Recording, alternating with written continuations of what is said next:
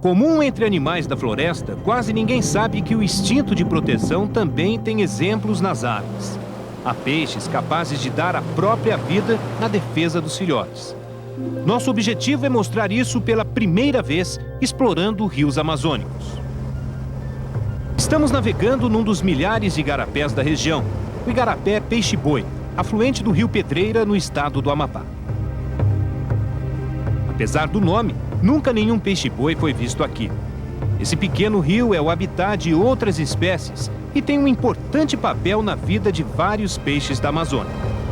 O igarapé é responsável pela formação de extensas áreas alagadas. São banhados cobertos de junco, outros tipos de vegetação aquática e cheios de palmeiras buritis. Centenas de lagos que funcionam como maternidade e berçário de peixes. E o peixe que mais se reproduz aqui é um dos mais famosos da Amazônia, o tucunaré.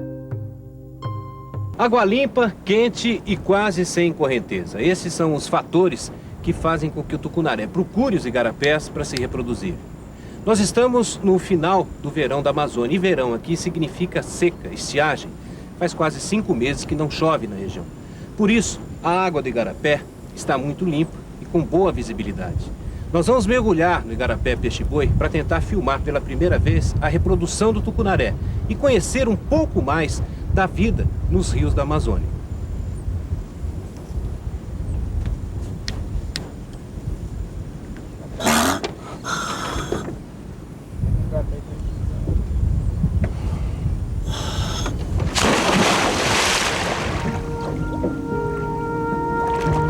Apesar de estreito, o igarapé é profundo. Em alguns trechos chega a 10 metros. A água limpa nos dá uma visibilidade de 4 metros no máximo. Isso porque o leito do igarapé tem uma vegetação escura que não reflete a luz do sol, o que dificulta a nossa procura. Perto das margens, no meio do junco, avistamos os primeiros peixes. São mafurás, uma espécie parente do pacu do Pantanal. No meio deles, um primeiro tucunaré que se afasta rapidamente. Outros peixes aparecem, mas sempre se protegem no meio da vegetação, onde não conseguimos entrar. Continuamos a busca e encontramos um primeiro sinal de reprodução. Essa área limpa com pequenos buracos serviu de ninho para a desova do tucunaré há pouco tempo. Mais 10 minutos de mergulho e avistamos outros tucunarés, que desconfiados mantêm a distância. Provavelmente estão procurando uma área para desovar e iniciar um ciclo de reprodução diferente de quase todos os peixes do país. A maioria dos peixes de água doce do Brasil pertence à classe dos reofílicos, ou seja, amantes da correnteza. Espécies como o pintado, piraputanga e corimbatá, comuns na Bacia do Prata, são peixes de piracema. Só se reproduzem uma vez por ano e para isso precisam migrar. Nadar contra a correnteza dos rios pelo menos 300 quilômetros. O dourado, conhecido como o rei do rio, é ainda mais exigente. Precisa migrar mais de 400 quilômetros para só depois desovar. Todo esse esforço dos peixes na piracema é preciso para se queimar gordura e estimular a hipófise, uma glândula responsável pela produção de hormônios, entre eles o da reprodução. Nos reofílicos, a missão dos pais para perpetuar a espécie termina com a desova. No caso dos nossos peixes migradores, como corimbatá, pacus, pintados, estes produzem uma grande quantidade de ovos. Entretanto, o aproveitamento é muito baixo, cerca de 0,01%. Ou seja, para cada 1000 ovos, produz cerca de 10 alevinos. Espécies sedentárias, não migradoras, produzem uma quantidade de ovos reduzida, mas a taxa de fecundação e a transformação em peixinho é muito grande, porque esse protege a prole. Já o tucunaré é diferente. Faz parte de um grupo seleto, o dos peixes lênticos, como o próprio nome sugere, de águas lentas, ou seja, desovam em águas paradas. O tucunaré se reproduz de 2 a 3 vezes ao ano e, ao contrário dos peixes de Piracema, não precisa migrar para isso.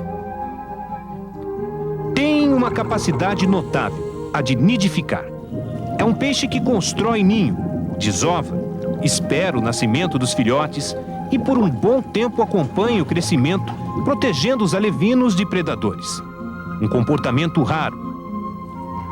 Das mais de 1.600 espécies de peixes catalogadas da bacia amazônica, cerca de apenas 10 fazem isso. E é justamente esse fenômeno, nunca antes gravado em ambiente natural, que nós pretendemos mostrar. Um exercício de paciência, perseverança e, acima de tudo, sorte.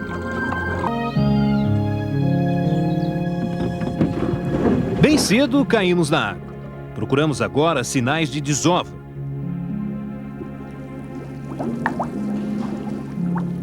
O tucunaré coloca os ovos sempre em superfícies duras, pedaços de pedras e madeira como essa, que são escolhidas pelo casal. Assim que a fêmea põe os óvulos, de 6 a 15 mil, o macho fecunda em seguida. Os ovos são aderentes e grudam com facilidade nas superfícies escolhidas. Pouco abaixo, com as nadadeiras e a boca, os peixes já limparam a área e cavaram buracos. O ninho para onde vão as larvas assim que nascerem. Mais à frente, outra fêmea, como se estivesse de sentinela, denuncia uma desova. Pela cor amarela dos ovos grudados à pedra, dá para saber que são recentes. O ninho também já está pronto. Estudos científicos mostram que, com a temperatura da água entre 27 e 30 graus, os ovos levam, em média, 70 horas para eclodir. É pouco tempo, cerca de 3 dias, mas para muito trabalho.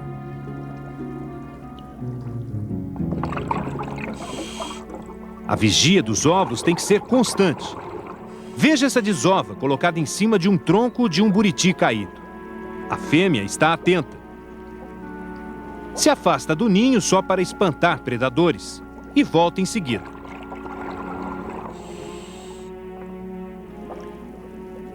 É um ir e vir constante.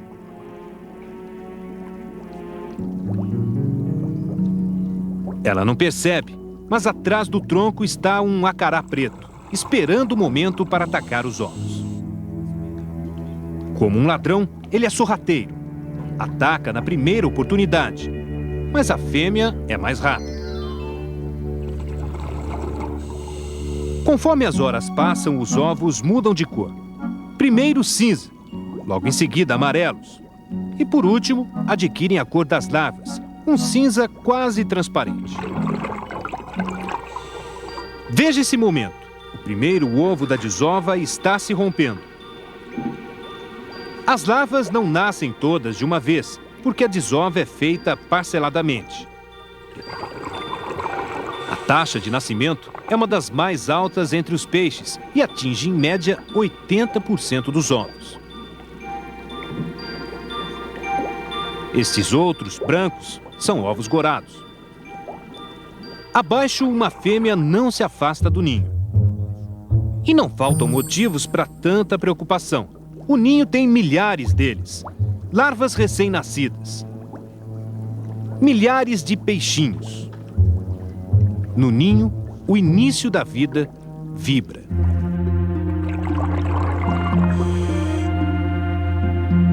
Eles ficam bem no fundo do ninho por causa do saco vitelino. Uma bolsa com uma reserva de nutrientes que cada um deles tem para garantir a alimentação de 3 a 5 dias. Neste período, todos ficam no ninho se movimentando, se exercitando para, em pouco tempo, nadarem em busca de alimento. Está quase na hora do trabalho de proteção dos pais aumentar.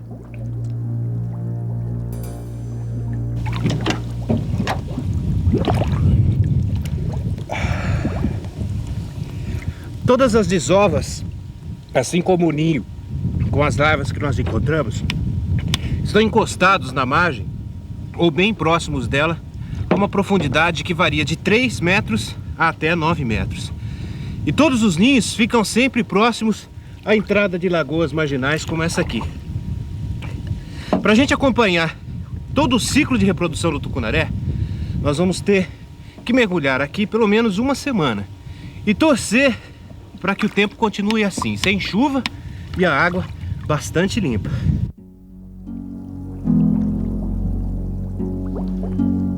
Os ninhos estão sempre cercados de predadores, além do acará preto, o elmas, jacundás, acarás e um dos mais vorazes peixes do Brasil, o pequeno, mas guloso lambari. Eles estão sempre esperando uma distração dos pais. Quando isso acontece, o ataque é surpreendente. Uma fêmea se afasta da desova por pouco tempo, o suficiente para um cardume de lambaris, como piratas do rio, atacar e comer todos os ovos em segundos.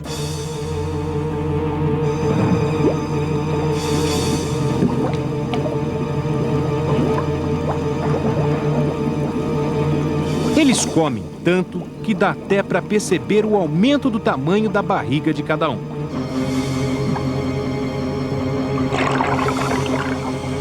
E o curioso é que o lambari é uma das principais presas dos tucunarés adultos. Voltamos a mergulhar no local do ninho onde a desova aconteceu sem problemas. 8 dias após o nascimento, depois que todo o alimento do saco vitelino foi consumido, as larvas, já com os olhos e boca abertos, começam a nadar livremente, todas juntas ao redor do ninho. E o trabalho de proteção aumenta ainda mais. O macho faz a primeira guarda, nadando ao redor do ninho num raio de 2 metros. A fêmea está sempre ao lado dos filhotes, atenta a qualquer movimentação de predadores.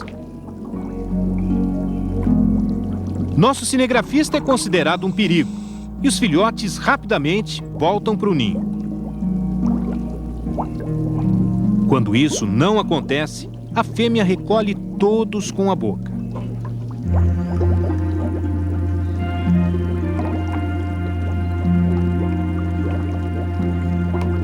A cada dia que passa, as larvas nadam pouco a pouco mais longe do ninho, sempre vigiadas pelo casal.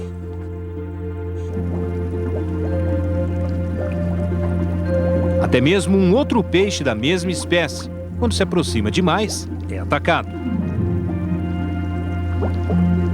E todo o cuidado dos pais não é exagero. Se o casal se afasta demais, os piratas do rio voltam a atacar. Veja esse flagrante. O instinto de sobrevivência faz o cardume realizar uma manobra de fuga. Eles se juntam, se concentram ainda mais, como se quisessem dar ideia que são um peixe só e maior. E em segundos, todos se escondem na vegetação.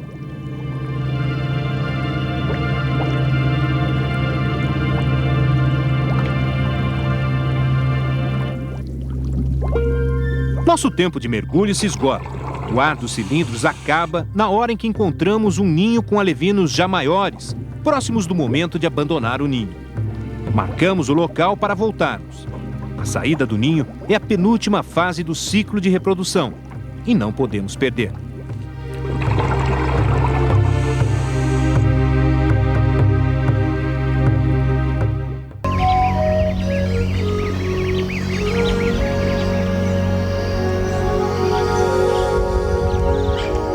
O sol, pouco a pouco, se esconde no horizonte.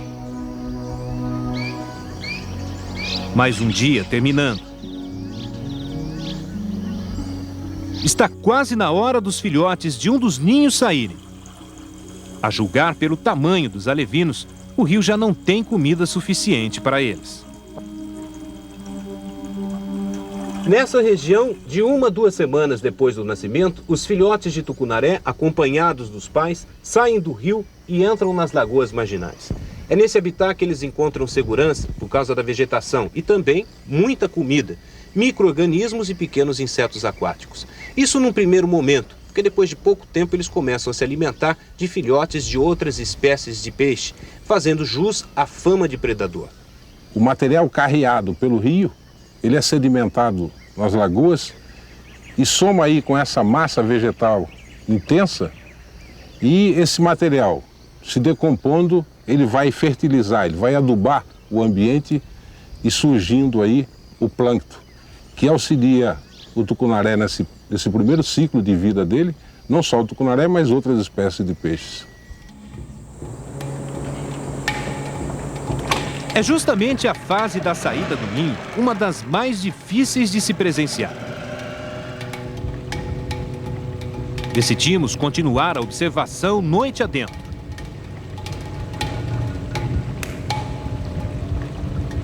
A lua cheia nasce, prometendo uma noite das mais claras. Procuramos acompanhar a rotina do ninho sem entrar na água, com a ajuda de lanternas.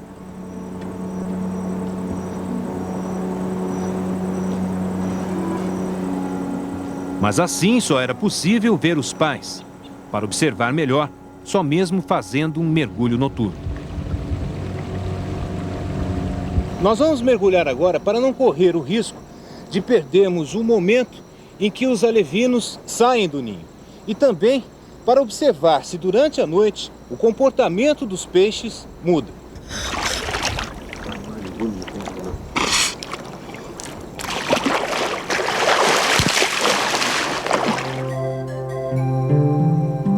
Nosso cinegrafista é o único a mergulhar com cilindro de ar, para evitarmos muito barulho no igarapé. Só conseguimos observar na área que o foco da luz atinge. Assim que encontramos os peixes, uma surpresa. Os tucunarés parecem dormir.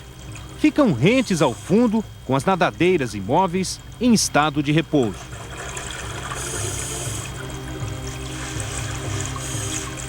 Alguns chegam quase a se esconder na vegetação do fundo. Mas qualquer movimento mais brusco e o peixe dispara em fuga. Já no ninho, as larvas continuam em atividade.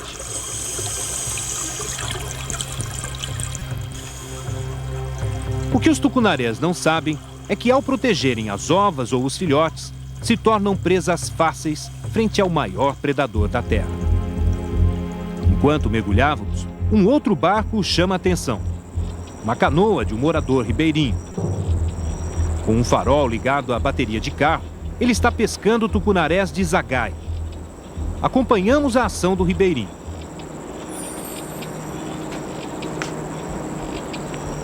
Com o farol ele vai faxeando, como eles dizem aqui. Procura o peixe entre a vegetação da lagoa marginal, onde a água é mais rasa. O peixe, assim que é focado, fica atordoado, confuso pela luz e imóvel, se torna um alvo fácil. A zagaia é atirada. O pescador erra, mas o peixe continua parado, sem perceber o perigo. O pescador se aproxima silencioso e lança desta vez com precisão. A zagaia treme, com o peixe se debatendo, numa tentativa de escapar em vão. É uma cena forte, mas para o pescador, essa pesca não é um ato de lazer, e sim uma atividade de sobrevivência. Ele é apenas um entre milhares de ribeirinhos na Amazônia que dependem do peixe para comer. Essa é uma área em que nessa época o peixe está reproduzindo. Você sabia disso? Sei, mas a gente não pega o que está reproduzindo. E você tem certeza que esse aí não estava reproduzindo? Não, peixe solteiro. Como é que você sabe? É porque ele está sozinho. Sozinho? É. O que está reproduzindo sempre ele fica de casal, os dois.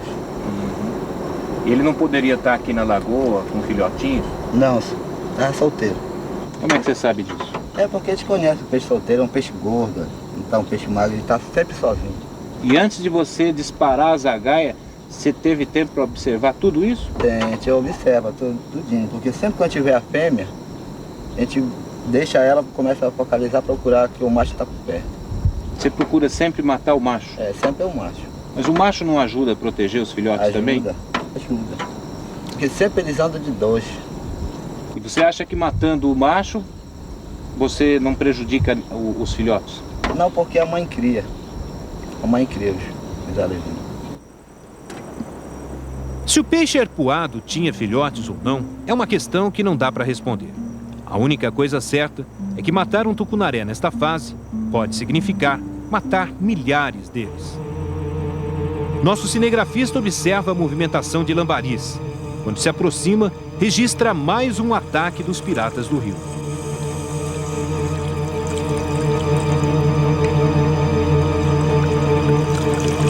Por que os pais não estavam protegendo os filhotes é outra questão que não dá para saber a resposta certa. O dia amanhece. No ninho em que aguardamos a saída dos filhotes, estão todos a salvo. A movimentação dos alevinos vai pouco a pouco se intensificando.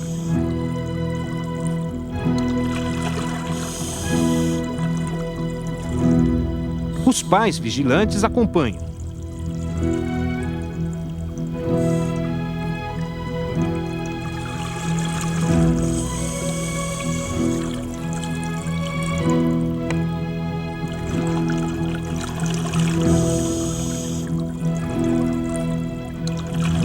Os filhotes começam a fazer evoluções.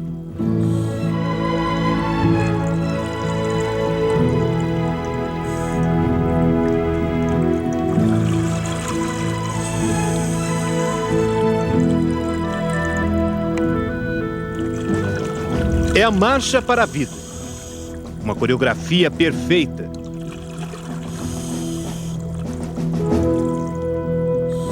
Um balé com um sincronismo impressionante.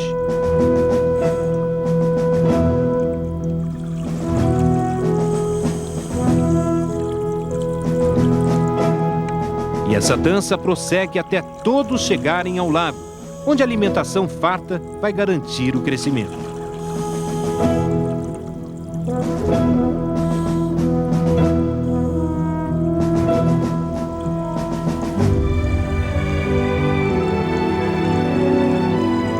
Aqui, todos os alevinos se tornam pequenos peixes.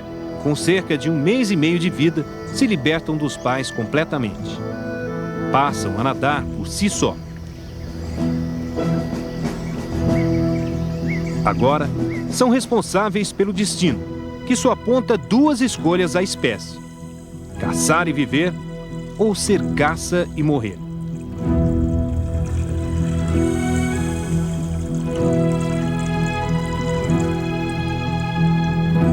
A lei da selva é a mesma dentro d'água.